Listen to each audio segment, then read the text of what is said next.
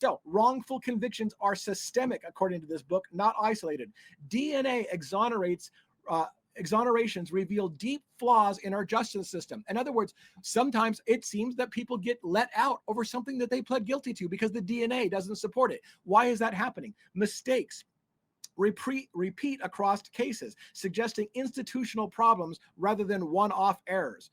Key sources of error, another point of this book: eyewitness misidentification, often influenced by flawed police lineup procedures or suggestive questioning.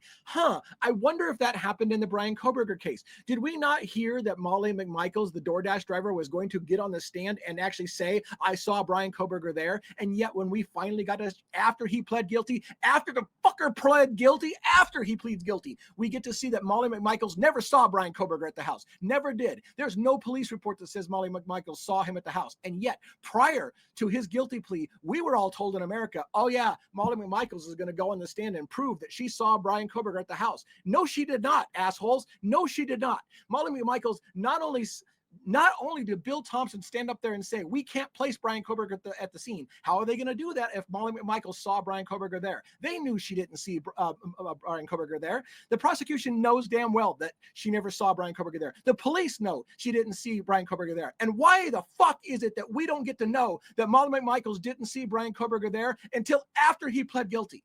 Why? That should be a major problem. I'm sorry I'm on a rant, but this pisses me off.